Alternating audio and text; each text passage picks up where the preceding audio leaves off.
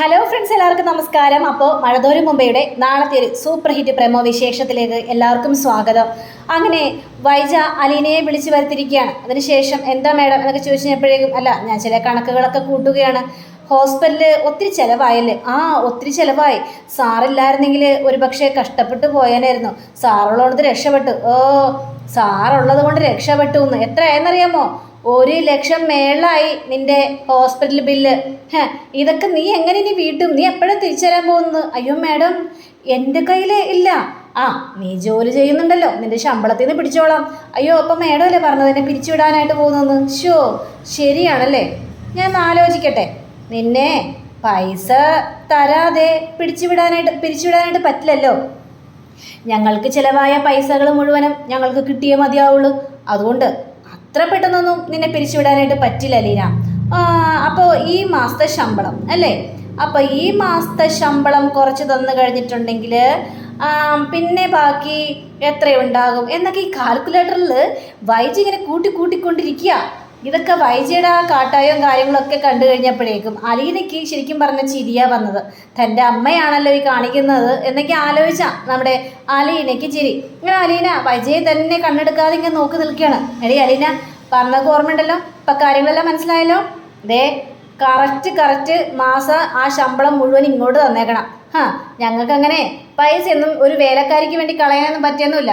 Correct പൈസ ആയിരിക്കണം madam. അതെല്ലാം മാഡത്തിൻ്റെ ഇഷ്ടം പോലെ ആയിക്കോട്ടെ മാഡം. പിന്നെ ഈ 1,00,000 തന്നു തീരുന്നത് വരെ എനിക്കിവിടെ ജോലി ചെയ്യാമല്ലോ അല്ലേ? പിന്നെ അതുവരെ നീ ഇവിടെ ജോലി ചെയ്തോ. അത് കഴിയുമ്പോൾ നമുക്ക് പിന്നെ തീരുമാനിക്കാം. എങ്കിൽ പിന്നെ ഞാൻ പൊയ്ക്കോട്ടെ മാഡം എന്നിങ്ങനെ ചോദിക്കാം. നീ എങ്ങോട്ട് പോകുന്നു? നീ പോയി അടുക്കളയിൽ ജോലി ചെയ്യുക. വെറുതെ ഇരുന്ന ശമ്പളം തരേണ്ട ആവശ്യമൊന്നുമില്ലല്ലോ. നീ ജോലി ചെയ്താൽ മാത്രമേ ഞങ്ങൾ ശമ്പളം തരുള്ളൂ. എന്നിട്ട് അത് ഇങ്ങോട്ട് തരികയും ചെയ്യണം. മനസ്സിലായല്ലോ എന്ന് വൈജ ഭയങ്കരമായിട്ടിരുന്ന് കൽപ്പിക്കുക. ഇതൊക്കെ കേട്ട് കഴിഞ്ഞപ്പോഴേക്കും അലീനയ്ക്കാണെങ്കിൽ ഇച്ചിരി സഹിക്കാം. ശരി മാഡം, ഞാൻ ഏതായാലും പൊയ്ക്കോളാം എന്നും പറഞ്ഞുകൊണ്ട് അലീന അവിടെ നിന്ന് നേരെ അടുക്കളയിലോട്ട് പോവാം.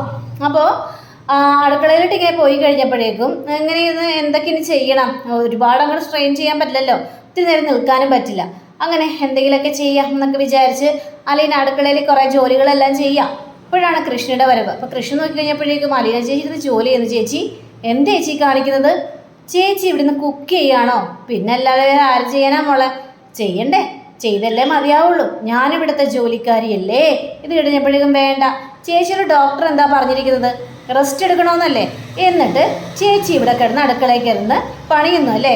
എൻ്റെ പൊന്നു മോളെ, ഞാനിവിടെ അടുക്കളയിൽ ജോലി ചെയ്യാതിരുന്നിട്ടുണ്ടെങ്കിലേ വൈജ മേഡം വരും. എന്നിട്ട് എന്നെ ശരിക്കും അങ്ങോട്ട് ഭരിപ്പിക്കും. പിന്നെ ഹോസ്പിറ്റൽ ബില്ലൊക്കെ തിരിച്ചു കൊടുക്കാനുള്ളല്ലേ? ഹോസ്പിറ്റൽ ബില്ലോ? എൻ്റെ ശമ്പളത്തിൽ നിന്ന് പിടിക്കുമെന്നാ പറഞ്ഞിരിക്കുന്നത്. അപ്പം ഇവിടെ ജോലി ചെയ്താലല്ലേ എനിക്ക് ശമ്പളം കിട്ടുള്ളൂ. ആ ശമ്പളത്തിൽ നിന്നല്ലേ മേഡത്തിന് പൈസ കൊടുക്കാനായിട്ട് പറ്റുള്ളൂ. അതുകൊണ്ട് എനിക്ക് ചെയ്തേ മതിയാവുള്ളൂ മോളെ. ഹോസ്പിറ്റൽ ബില്ല് കൊടുത്തതേ അച്ഛനാ.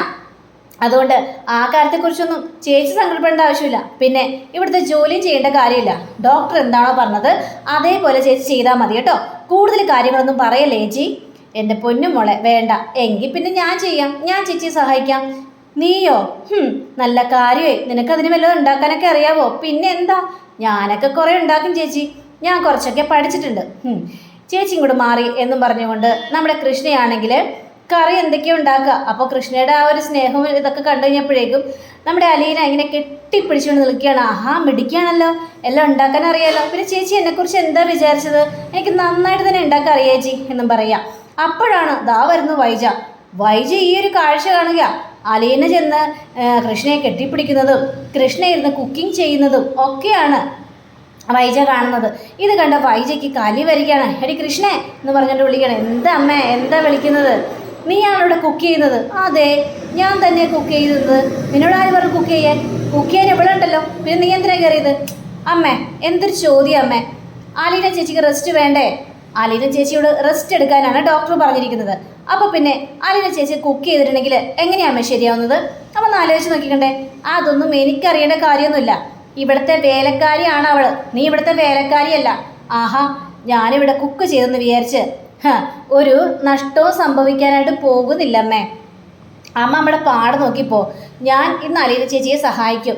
നീ ആരെ സഹായിക്കണ്ട. ഓ, അല്ലെങ്കിൽ പറഞ്ഞാൽ മതിയല്ല, എല്ലാവരും വേലക്കാരുടെ പിന്നാലാണല്ലോ. എടീ കൃഷ്ണ, ഒരു കാര്യം ഞാൻ പറഞ്ഞേക്കാം.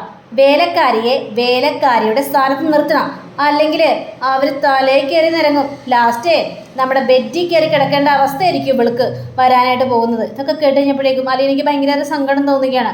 അമ്മ പോകാൻ നോക്ക്.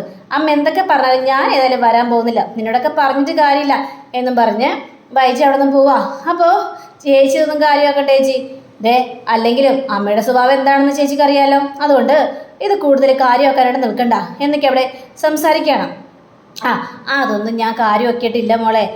ചേച്ചിയും ചേച്ചിയുടെ അമ്മയെ പോലെ കണ്ടോ എന്നൊക്കെ ഇങ്ങനെ കൃഷി സംസാരിച്ച് കഴിഞ്ഞപ്പോഴേക്കും അലീന ആകെ ഒന്ന് ഞെട്ടിപ്പോവുകയാണ്. ഇനി ബാക്കിയുള്ള കുക്കിംഗ് എല്ലാം കഴിഞ്ഞല്ലോ, നമുക്ക് പോകാലോ. പോകാം മിടുക്കി എന്നൊക്കെ പറഞ്ഞുകൊണ്ട് ഇവർ രണ്ടുപേരും അവിടെ നിന്ന് പോയി കഴിഞ്ഞപ്പോഴേക്കും നമ്മുടെ അലീന നേരെ മുത്തശ്ശിയുടെ അടുത്തേക്ക് ചെല്ലുകയാണ്. മുത്തശ്ശി എന്താ മോളെ എന്നൊക്കെ ഇങ്ങനെ ചോദിക്കുക. അല്ല, ഞാനൊരു കാര്യം ചോദിക്കട്ടെ മുത്തശ്ശിയോട്. എന്ത് കാര്യം? അല്ല, ഇവിടെ എന്തൊക്കെയോ വശപ്പിശകുകൾ ഉണ്ടല്ലോ മുത്തശ്ശി. വശപ്പിശകോ? അല്ല മുത്തശ്ശി, എന്തെങ്കിലും കാര്യം ആരോടെങ്കിലും പറഞ്ഞിട്ടുണ്ടോ? എന്ത് കാര്യം? ആരോടെന്ത്? പക്ഷേ അലീനയുടെ മനസ്സിൽ നമ്മുടെ ബാലൻ എന്തൊക്കെയോ കൊള്ളിച്ച് സംസാരിച്ചല്ലോ.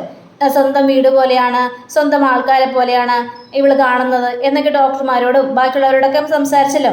അപ്പോൾ ആ ഒരു കാര്യത്തിലാണ് നമ്മുടെ അലീനയ്ക്ക് ഇവിടെ സംശയം തോന്നിയത്. അപ്പം മുത്തശ്ശിയോട് വീണ്ടും ചോദിക്കണം, ആരോടാ? എന്താ മുത്തശ്ശി പറഞ്ഞത്? ഞാൻ ആരോട് എന്തു പറയാൻ കൊച്ചേ? ഞാൻ ഒരു കാര്യവും ആരോടൊന്നും പറഞ്ഞിട്ടില്ല. നീ ഇങ്ങനെ ടെൻഷൻ ആവല്ലേ. അല്ല, എൻ്റെ മനസ്സിലൊരു കാര്യമുണ്ട്, മുത്തശ്ശിയുടെ മനസ്സിലും ഒരു കാര്യമുണ്ട്. ആ രണ്ട് കാര്യവും നമ്മുടെ മനസ്സിൻ്റെ ഉള്ളിൽ തന്നെ ഇരുന്നാൽ മതി. ആരോടും പുറത്തു പറയാനായിട്ട് നിൽക്കരുത് മുത്തശ്ശി. ഇല്ല മോളെ, ഞാൻ ആരോടും പറഞ്ഞിട്ടില്ല, ഒരു കാര്യവും ആരോടും പറഞ്ഞിട്ടില്ല. നീ ഇങ്ങനെ തെറ്റിദ്ധരിക്കല്ലേ അലീന മോളെ. ഇതൊക്കെ ഇട്ട് കഴിഞ്ഞപ്പോഴേക്കും ശരി, എങ്കിൽ പിന്നെ എനിക്ക് തോന്നിയതായിരിക്കും എന്ന് പറഞ്ഞുകൊണ്ട് നമ്മുടെ അലീന പുറത്തേക്ക് പോയി എന്തൊക്കെ ചെയ്യുക. ആ സമയത്താണ് ബാലൻ ഫോണിലെന്തോ പരിപാടി ഒപ്പിച്ച് വെച്ചിട്ടുണ്ടല്ലോ. അപ്പോൾ ബാലൻ ഒന്ന് റൂമിലേക്ക് കയറുകയാണ്. അമ്മ ഉറങ്ങിയോ അമ്മേ? എവിടെ ഉറങ്ങാൻ ബാല, ഇങ്ങനെ ഓരോ കാര്യങ്ങൾ ആലോചിച്ചുകൊണ്ട് നടക്കുന്നു. പിന്നെ അമ്മയ്ക്ക് എങ്ങനെയുണ്ട് വേദനയ്ക്ക് അങ്ങനെ ചോദിക്കണം. എന്താ ബാല പതിവില്ലാതെ പോലെ? എന്താ അമ്മേ? ഞാൻ എന്താ ആദ്യമായിട്ടാണ് അമ്മയോട് ചോദിക്കുന്നത്? അല്ല, എന്നാലും ഇപ്പം വന്നിട്ടൊരു ചോദ്യം. അലീനയെ വന്നല്ലോ. അലീനയെ കഷ്ടപ്പെടുത്തിക്കുകയാണെന്നേ ഞാൻ നല്ല പറഞ്ഞിട്ടൊക്കെ ഉണ്ട്. അല്ലമ്മേ, അമ്മയുടെ ഫോൺ എവിടെ? എന്താ ബാല? അല്ല, അമ്മയുടെ ഫോണിൽ ഞാനൊന്ന് പറഞ്ഞില്ലായിരുന്നോ ആപ്ലിക്കേഷനൊക്കെ എടുത്തു തരാമെന്ന്? അതിൻ്റെ കാര്യം എന്താന്ന് നോക്കാൻ വേണ്ടിയാ. ഒന്ന് തരാമോ? അതിനെന്താ ബാല? ഇപ്പോൾ ഈ ഫോൺ ഉപയോഗിക്കുന്നതേ അലീനയാ. അവൾക്ക് ഫോണില്ലല്ലോ, അവളുടെ ഫോണ് പോയി. അതുകൊണ്ട് ഈ ഫോണ് അലീന ഉപയോഗിച്ചോളാനായിട്ട് ഞാൻ പറഞ്ഞു. ആണോ? അതേതായാലും നന്നായി അമ്മേ എന്ന് പറയുക. അങ്ങനെ നമ്മുടെ ബാലൻ്റെ കയ്യിലേക്ക് ആ ഫോൺ കൊടുക്കുകയാണ്. അപ്പോൾ ആ ഫോൺ ഇങ്ങോട്ട് കൊടുത്ത് ബാലനാണെങ്കിൽ ഒന്ന് ചെക്ക് ചെയ്യണമല്ലോ. അതിനുശേഷം ബാലൻ പറയുകയാണ്, അമ്മേ ഞാൻ ഈ ഫോൺ കൊണ്ടുവന്ന് തരാം കേട്ടോ അമ്മേ. ശരി എന്നൊക്കെ ഇങ്ങനെ സംസാരിക്കുകയാണ്. അങ്ങനെ ബാലനാണെങ്കിൽ ആ ഫോണിൽ നിന്ന് വേറൊരു ഫോണിലേക്ക് സെൻഡ് ആക്കുകയാണത് മുഴുവനും. അപ്പോൾ നമ്മുടെ മുത്തശ്ശിക്ക് ആ ഫോൺ തിരിച്ചും കൊടുക്കുക. അങ്ങനെ ബാലൻ കിടന്നുകൊണ്ട് ഇതിൽ എന്തൊക്കെയാണെന്ന് അറിയാൻ വേണ്ടി തന്നെ നമ്മുടെ ബാലൻ ഇങ്ങനെ കിടന്നിട്ട് ആ ഒരു വോയിസ് റെക്കോർഡ് കേട്ട് നോക്കിയാണ്. അപ്പോൾ അലീനയുടെ സംഭാഷണവും അതേപോലെ തന്നെ രോഹിത്തിൻ്റെ സംഭാഷണമാണ് അവിടെ കേൾക്കുന്നത്. ഇത് കേട്ട് കഴിഞ്ഞപ്പോഴേക്കും ബാലനാകെ ഞെട്ടിപ്പോയി. കാരണം മര്യാദയ്ക്കല്ലെങ്കിൽ നിൻ്റെ പേരിൽ ഞാൻ പോലീസിൽ കേസ് കൊടുക്കും, മര്യാദയ്ക്ക് എൻ്റെ അടുത്ത് വന്നോളൂന്നും, നീ കാരണമല്ലേ എനിക്ക് ഈ ഒരു ഗതി വന്നതെന്നും, നീ എന്നെ റേപ്പ് ചെയ്യാനായിട്ട് ശ്രമിച്ചില്ലേടാ എന്നൊക്കെ രോഹിത്തിനോട് അലീന പറയുന്ന കാര്യങ്ങൾ മുഴുവനായിട്ട് അതിൽ റെക്കോർഡ് ചെയ്ത് വെച്ചിരിക്കുകയാണ്. അതുകൊണ്ട് നീ എന്നോട് മാപ്പ് പറയണമെന്നും എന്നൊക്കെ പറഞ്ഞ കാര്യങ്ങളാണ് ഇതൊക്കെ കേൾക്കുന്നത്. ഇത് കേട്ട് ബാലനാണെങ്കിൽ ആകെ ഞെട്ടിത്തെറിച്ചൊരവസ്ഥ. അപ്പോൾ തൻ്റെ മകൻ തന്നെയാണ് അലീനയുടെ ഈ ദുരന്തത്തിനുള്ളൊരു കാരണമെന്ന് മനസ്സിലാക്കുകയാണ്. കാരണം അപ്പോഴേ ബാലന് ഒരു ഡൗട്ട് ഉണ്ടായിരുന്നു, അങ്ങനെ വെറുതെ ഒന്നും കസാരയിൽ നിന്നും മറിഞ്ഞ് വീഴില്ലെന്ന് നന്നായിട്ട് അറിയാം. അപ്പോൾ ഇതിൻ്റെ പിന്നിൽ ആരൊക്കെ കളിച്ചിട്ടുണ്ടെന്നും മനസ്സിലായി. പക്ഷേ സ്വന്തം മകനാണ് കളിച്ചിരിക്കുന്നതെന്ന് ഇപ്പോഴാണ് നമ്മുടെ ബാലൻ മനസ്സിലാക്കുന്നത്. അപ്പോൾ ഇനി നാളെ കാണാനായിട്ട് പോകുന്നത് ഒരു അടിപൊളി രംഗം തന്നെയായിരിക്കും. ആ അടിപൊളി രംഗത്തിന് വേണ്ടി എല്ലാവരും കാത്തിരിക്കണേ. അപ്പോൾ എല്ലാവർക്കും നല്ലൊരു ശുഭദിനം ആശംസിച്ചുകൊണ്ട് തന്നെ നമസ്കാരം. Thank you. Bye bye.